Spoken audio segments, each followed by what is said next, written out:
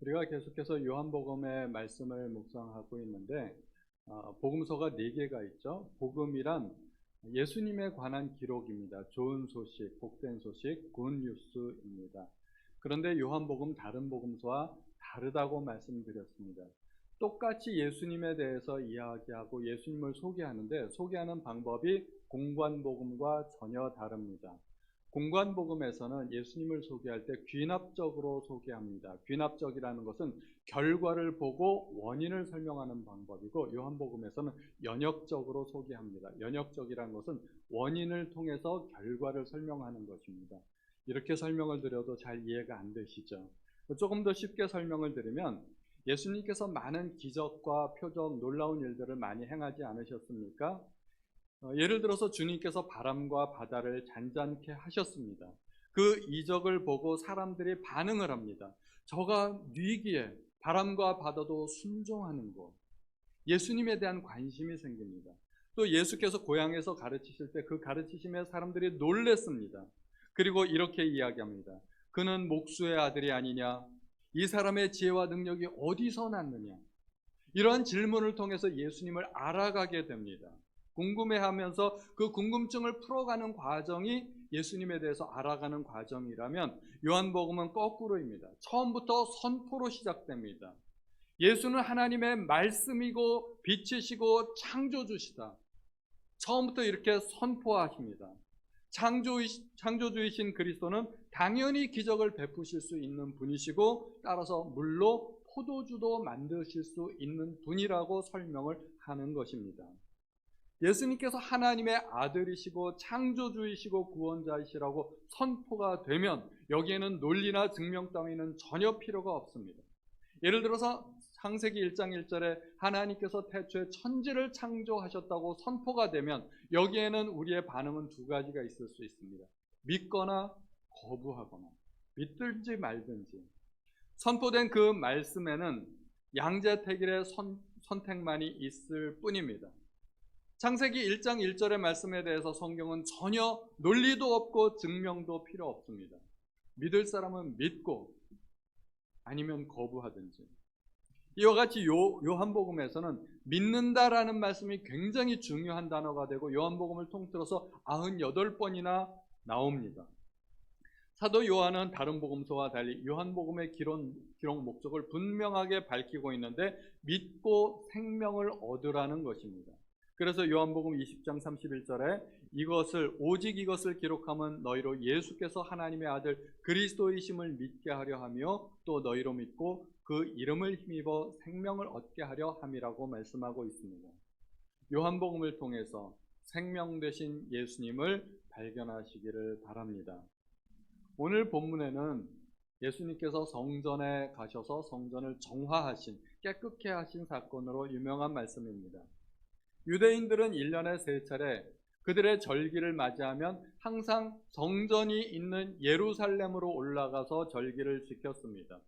그들은 절기를 지킬 때마다 빈손으로 가지 아니하고 그들의 노력의 결과, 그들의 소산물로 하나님 앞에 제사를 드렸습니다. 예를 들어 농사꾼이 배추 농사를 지었는데 배추 1000포기를 거두었다 그러면 11조를 바치기 위해서는 배추 100포기를 들고 멀리 지방에서부터 예루살렘까지 와야만 했습니다. 적어도 수십 킬로, 예를 들어서 멀리 해외에서 온다고 그러면 수백 킬로까지 될 수도 있습니다. 그것은 정말 작은 일이 아닌 것입니다. 게다가 만약에 그들이 가축을 몰고 온다고 하면, 소나 양떼를 몰고 왔는데 중간에 병이 나거나 불구가 되거나 그러면 그들은 다시 고향으로 돌아가서 처음부터 건강한 양이나 소를 가지고 다시 와야만 했던 것입니다. 그러면 얼마나 번거로운 일이 되고 또 힘든 일이 되겠습니까? 이러한 번거로움을 없애기 위해서 하나님은 각자가 하나님 앞에 드려야 할 예물을 돈으로 바꾸어서 예루살렘에 와서 예루살렘에서 그것을 다시 가축을 사서 그 가축으로 하나님께 바칠 수 있도록 허락해 주셨습니다. 이것은 제사 드리는 사람에게 하나님께서 큰 배려를 해 주신 것이라고 할 수가 있습니다. 그러한 배려 아니면 정말 엄두도 못 낼 일입니다.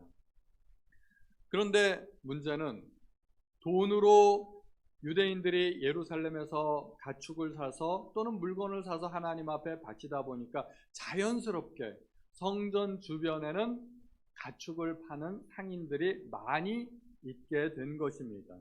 성전 주변뿐 아니라 이 상인들은 심지어 성전 안까지 들어와서 진을 치고 있었던 것입니다. 여기야말로 정말 노른자위 상권이라고 할 수가 있습니다. 많은 사람들이 성전으로 모이게 되는데 그 사람들을 대상으로 장사를 하다 보면 정말 쉽게 돈 벌 수가 있는 것이죠. 서로들 성전 안으로 들여오려고 노력을 했을 것입니다. 그러한 치열한 경쟁을 뚫고 누가 성전 안에 들어올 수 있었을까요? 성전은 제사장들이 관리했던 곳입니다. 그러면 어떤 사람들이 성전 안에 들어와서 매매를 하려면 당연히 제사장들의 허락이 있어야 됐습니다. 쉽게 생각할 수 있는 게 무엇일까요? 청탁과 뒷거래입니다. 상인들과 제사장들 사이에는 틀림없이 자릿세라는 명목으로 많은 뒷돈이 오갔을 것입니다. 이렇게 성전 상인들은 제사장들과 결탁해서 제사장들에게도 많은 이득을 남겨주었습니다. 한편으로 성전 상인들은 남들이 지불하지 않는 그 고액의 프리미엄을 내고 들어왔으니까 시세만큼 받아서는 안 됩니다. 시세보다 훨씬 높게 팔아야 그들도 남는 것이 있었을 것입니다. 그렇게 고액으로 팔게 되면 장사가 잘 될까요? 남들보다 비싸게 파는데 우리가 생각해야 될 것이 있습니다.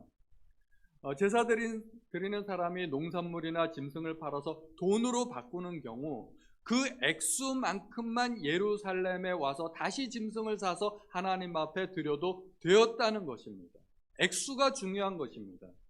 예를 들어서 제가 소 한 마리를 하나님 앞에 바치려고 하는데 예루살렘에서 멀기 때문에 저는 소를 팔았습니다. 예를 들어서 100만 원에 팔았습니다. 100만 원의 현찰을 들고 예루살렘까지 올라왔습니다. 성전 안에까지 들어왔습니다. 보니까 장사하는 사람들이 많습니다. 저의 목표는 뭐예요? 100만 원. 이 100만 원, 제가 속판 돈 100만 원을 하나님 앞에 드리면 되는 것이었습니다. 그런데 물건을 파는, 짐승들을 파는 상인들이 많이 있었습니다. 가격을 알아봤습니다. 비둘기 한 마리에 얼마요? 물어봤더니 비둘기 한 마리에 100만 원입니다. 살까요? 안 살까요? 안 사요. 이 사람은 100만 원만 하나님 앞에 드리면 되는 거라는 거예요. 그것이 소든 양이든 비둘기든 전혀 상관이 없다는 것입니다. 100만 원으로 비둘기를 사서 하나님 앞에 드리면 그 비둘기는 100만 원짜리 비둘기가 되는 것이고, 이 제사 드리는 사람은 자기에게 하나도 남김없이 자기의 원래 소득을 다 하나님 앞에 드린 셈이 되는 것입니다. 문제가 될 것이 하나도 없다는 얘기입니다. 고액으로 팔아도 잘 팔릴 수 있었다는 얘기입니다. 제사 드리는 사람은 이렇게 성전 상인들 덕분에 편하게 예배를 드릴 수 있었습니다. 또 성전에 올라가게 되면 성전세를 내야만 했죠. 당시에 일반적으로 사용했던 화폐는 로마의 화폐인 데나리온이었습니다. 그러나 성전세를 낼 때는 유대인의 화폐인 세겔로 바쳐야만 했습니다. 그런데 성전 안에 보니까 그 환전상까지 다 있는 겁니다. 얼마든지 편리하게 돈을 바꿔서 성전세도 낼 수 있었습니다. 이 환전상인들은 돈을 바꿔주면서 약 15% 정도의 이윤을 남겼다고 합니다. 지금 생각해보면 엄청난 이득이죠. 이렇게 성전은 상인들의 영업장소로 변하면서 상인들에게 많은 이득을 제공하게 되었습니다. 성전 안에서 동물을 파는 사람들은 정결한 짐승이라는 명목으로 심지어 10배까지의 폭리를 취하기도 했다고 합니다. 한마디로 성전이 시장처럼 변하게 된 것은 모든 사람의 이익과 관련되어 있었습니다. 손해보는 사람이 있었을까요? 아무도 없습니다. 성전 안에서 매매하는 그 행위 때문에 유대인들은 제사를 드리면서 편리함을 제공받았고, 장사꾼들은 이윤을 남겼고, 제사장들은 뒷돈을 챙겼고, 모두에게 윈윈이 되는 너무나 좋은 제도였습니다. 누이 좋고 매부 좋고, 꼭 먹고 알 먹고 가지는 불 떼고, 다 좋지 않습니까? 좋은 게 좋은 건데 왜 주님은 화를 내셨을까요? 그 주님 이상하시네. 다 좋은데 왜 화를 내고 그러실까? 이해가 됩니까? 사람들은 이해 못했을 거예요. 아무도 손해보는 사람이 없고 다 좋은 일인데 왜 주님은 화를 내셨을까요?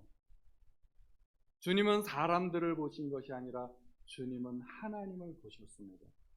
그 성전이 시장터로 변하는 그 모습을 보면서 분노하시고 슬퍼하시는 그 하나님의 마음을 주님께서 느끼셨던 것입니다. 오직 하나님 한 분만이 하늘에서 분노하고 계신데 그 하나님의 마음을 주님께서 알아채셨다는 것입니다.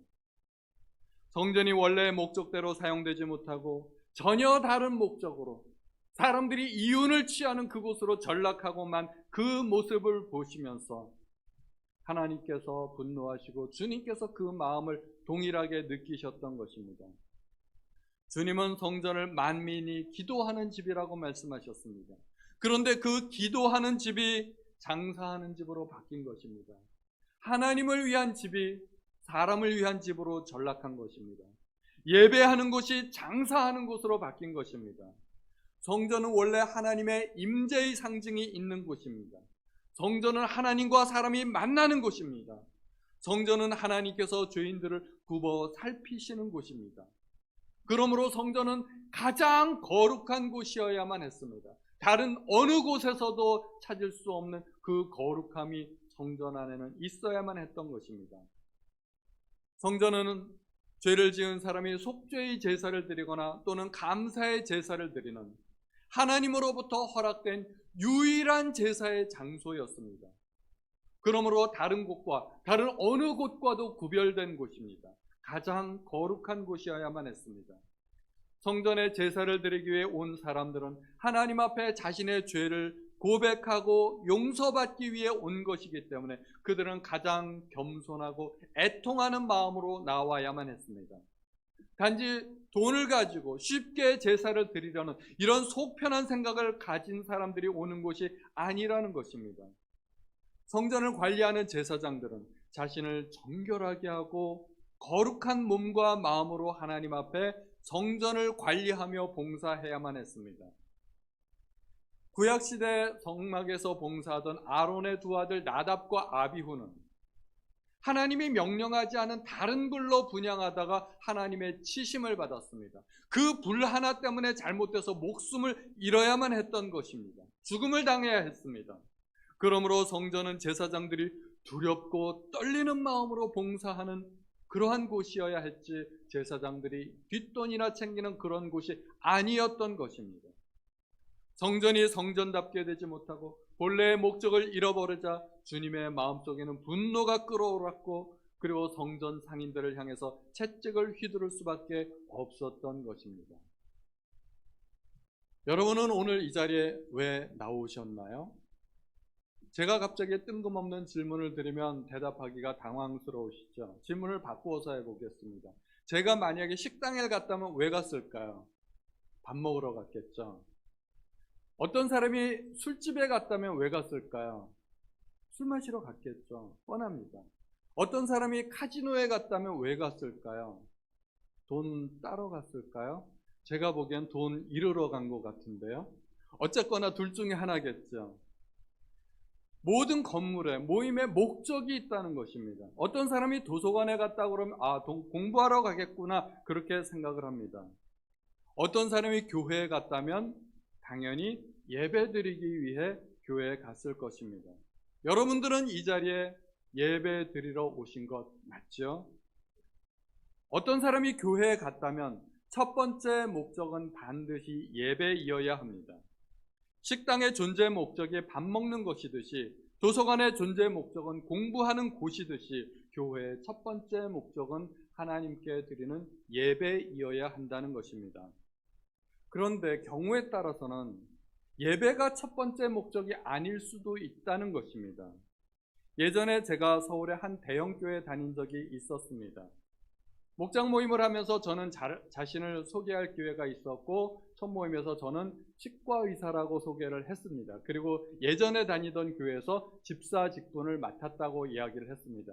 그리고 그 이후부터 사람들은 저를 치과 집사라고 그렇게 부르기 시작했습니다. 치과 집사님, 치과 집사님. 목장 모임을 하는데 목자 되시는 분이 저에게 많은 격려를 해주었습니다. 제가 치과의사인 것이 교회에 알려지면 그 교회에 많은 성도들이 있는데 그 많은 성도가 아무리 멀어도 그곳까지 치료를 받으러 갈 것이라고 격려해 주었습니다. 저는 그 말이 무슨 말인지 제가 잘 알고 있습니다. 교회에 이제 막 등록한 따끈따끈한 새 가족을 격려하고 또 위로하고자 그런 말을 해 주시는 것이었습니다. 저는 대단히 고맙게 생각했습니다. 그런데 진짜로 그런 목적으로 교회에 등록하고 나오는 사람들도 실제로는 있다는 것입니다. 제가 한 대형교회 장로님으로부터 들은 이야기입니다. 그 교회에서는 정기적으로 몇 년이 지나면 교회 모든 사무실의 컴퓨터를 다 교체한답니다. 한꺼번에 수백 대의 컴퓨터가 납품이 된다고 합니다. 때만 잘 맞으면 컴퓨터 제조업체에서 엄청난 매출을 올릴 수 있는 것입니다. 그러나 교회에 나오는 첫 번째 목적은 아무래도 예배가 되어야 되는 것이지 다른 것이 목적이 되어서는 그것은 옳지 않다는 것입니다. 5년 전에 우리 교회가 처음 시작되었을 때 우리는 가장 기본부터 다시 시작하자고 했습니다. 모든 부차적인 것들을 다 접어두고 가장 기본부터 다시 시작하자 해서 성가대와 오케스트라를 중단하게 되었습니다. 성가대가 없어졌는데 성가대에서 활동하던 우리 교회 집사님들은 예배 드리는데 아무런 문제가 없었습니다. 그냥 평소와 같이 예배를 드렸습니다. 문제는 성가대 솔리스트들이었습니다. 그들은 음악을 전공한 청년들이었습니다. 성가대가 없어지자 그들은 한 번, 두 번 예배를 빠지더니 결국은 교회를 떠나게 되었습니다. 오케스트라에서도 상황은 동일했습니다. 오케스트라가 없어지자 연주자들은 결국은 교회를 떠나게 되었습니다. 제가 뒤늦게서야 깨닫게 되었습니다. 그들은 교회에 나오는 첫 번째 목적은 예배가 아니었던 것입니다. 그리고 그들은 마치 우리 교회 성도들인 것처럼 보였지만 알고 보니까 우리 교회 성도도 아니었던 것입니다. 만약에 그들이 교회에 계속 남아있게 하려 했다면 다시 성가대를 만들고 오케스트라를 조직하면 됩니다. 그렇게 하면 아무 문제 없습니다. 그러나 그렇게 한들 그들이 남아서 우리 교회 성도가 되었을까요? 예배가 첫 번째 목적이 되었을까요? 그렇지 않았을 거라고 생각이 됩니다. 그리고 굳이 그렇게 해가면서 그들을 붙들어야 할 이유가 없다고 생각이 되었던 것입니다. 저는 예전에 지방의 작은 교회에 다닌 적도 있습니다. 작은 교회에 다니면서 또 특이한 경험을 했습니다. 그 교회에 많은 성도님이 아주 유명한 다단계 조직에 가입되어 있었던 것입니다. 거기도 구역 편성이 되어 있고 구역 예배를 드리죠. 잠시 예배를 드리고 나면 교제 시간이 있지 않습니까? 그때 성도들은 서로 모여서 다단계에 관해서 이야기하기 시작했습니다. 제가 들은 이야기는 다단계 대학 졸업하고 이제 졸업장을 막 딴 청년 하나가 다단계에 가입했는데 집에 들어가서 엄마에게 그 샴푸 한 병을 보여주더니 내가 이거 팔기 시작했다고 이야기를 했답니다. 그 어머니가 가슴을 치면서 통곡을 했더라는 겁니다. 내가 어떻게 키운 자식인데 기껏해서 이 대학을 졸업시켜놨더니 샴푸 장사나 하겠다고 가슴을 치며 통곡했더라는 것입니다. 그런데 그 아들이 그곳에서 1년이 지나고 2년이 지나고 다이아몬드 회원이 됐다는 겁니다. 월 순소득만 1,000만 원이 넘는 어마어마한 매출을 올리게 됐다는 겁니다. 어머니가 싹 변했어요. 우리 아들 정말 내가 훌륭하게 잘 키웠다고 자랑스러워하고 대견해 했다는 이야기입니다. 이런 마치 신화와 같은 이야기들이 간증처럼 사람들의 입에 오르내리고 그것이 서로에게 도전이 되고 격려가 되면서 그들은 계속해서 다단계에 관해서 이야기했습니다. 어떻게 하면 회원들을 더 잘 모을 수가 있는지, 어떻게 하면 매출을 더 올릴 수가 있는지, 그들은 서로를 격려하면서 마치 서로 전략을 짜기도 하고 서로 도와주기도 하고 전쟁터의 전우처럼 그들은 끈끈하게 그렇게 모여 있었습니다. 그런데 정말 안타까운 것은 그들은 구역 예배를 위해 모였다는 것입니다. 예배를 위해 모였는데 형식적인 예배는 드렸지만 그 대화의 주된 내용은 다단계였던 것입니다. 하나님보다는 다단계가 그들의 주된 관심사였던 것입니다. 심지어 다단계 조직에는 목사님들도 많이 있다고 합니다. 저는 이해가 됩니다. 그리고 그곳에서 목사님들의 주도하에 예배도 드린다고 합니다. 저도 신후에 예배 인도합니다. 직장인들이 모여서 예배를 드리는데 뭐 다단계라고 예배가 없겠습니까? 그건 뭐 이상하게 생각할 일이 아닙니다. 그런데 하필이면 주일에 꼭 거기 가서 예배를 드려야 될까요? 주일에? 저는 그거는 이해가 잘 되지 않았습니다. 저는 다단계 조직을 비판하고자 드리는 말씀이 아닙니다. 얼마든지 다단계는 상품 판매를 위한 하나의 전략일 수 있습니다. 그리고 불법적인 행동도 아닙니다. 게다가 다단계에서 판매하는 물건들은 대체로 품질이 좋은 아주 훌륭한 물건들로 그렇게 알려져 있습니다. 뭐가 문제가 될까요? 사는 사람도 좋고 파는 사람도 좋고. 문제는 하나님 이야기보다 다단계 이야기를 더 많이 나눈다는 것입니다. 성도들이 교회에서 하나님 말씀 듣기를 즐겨하기보다는 다단계 사람들이 간증하는 것 듣기를 좋아하고 그들조차도 다단계 이야기하기를 더 좋아한다는 것입니다. 많은 사람에게 도움을 주고 경제적인 이득을 주고 서로가 서로를 격려하는 것 같지만 그들의 첫 번째 목적은 이득일 뿐이지 하나님의 영광이 아니었습니다. 심지어 그곳에서 예배를 드린다 할지라도 그것은 다단계 회원들의 전략일 뿐입니다. 성전은 성전다워야 하고 교회는 교회다워야 합니다. 교회답다는 것은 교회의 본래 목적을 잃어버리지 않는다는 것입니다. 교회의 원초적인 목적은 예배입니다. 본래의 목적을 잃어버리면 본질을 상실하는 것입니다. 교회는 더 이상 교회가 아니게 되는 것입니다. 교회의 본질이 예배 드리는 곳이라면 예배 외에 다른 모든 일들은 비본질적이고 부차적인 것들이라고 할 수가 있습니다. 비본질적인 것들은 그다지 중요한 것이 아닙니다. 식당의 본질은 음식입니다. 맛집이라고 소문나면 사람들은 멀리서도 차 타고라도 그곳까지 찾아갑니다. 비싸도 사 먹습니다. 그러나 음식이 맛이 없으면 아무리 의리의리한 식당이라도 잘 될 리가 없습니다. 맛집이라면 허름한들 무슨 상관이 있겠습니까? 사람들은 그곳에 꾸역꾸역 모여들게 되어 있는 것입니다. 교회는 예배가 본질입니다. 예배보다 더 중요한 것은 없습니다. 우리가 교회에 나오는 첫 번째 목적은 내가 예배를 드리는 것, 그것이어야 합니다. 그런데 어쩔 수 없이 교회에는 나와서 봉사하는 사람들도 있기 마련입니다. 봉사하는 분들은 다른 사람이 예배를 잘 드릴 수 있도록 의무를 가진 사람들입니다. 역시 관점은 예배에 있죠. 다른 사람이 예배를 잘 드릴 수 있도록 돕는 사람들을 예배 봉사위원이라고 보통 그렇게 이야기합니다. 예를 들면 안내위원도 있고 큰 교회 같으면 주차봉사위원도 있습니다. 방송실에서도 봉사하고 찬양팀도 있고 악기팀도 있고 또 성가대도 있습니다.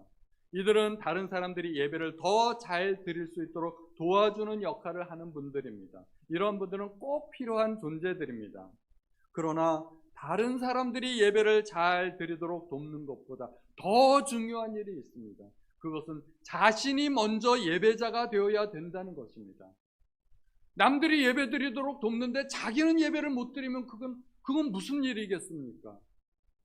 아무리 남들이 예배를 잘 드리도록 돕는다 하더라도 자기 자신이 예배를 잘 못 드리면 그것은 그 봉사는 올바른 봉사가 아니라는 것입니다. 봉사보다 예배가 훨씬 더 중요합니다. 성경에 마르다와 마리아 이야기가 있지 않습니까?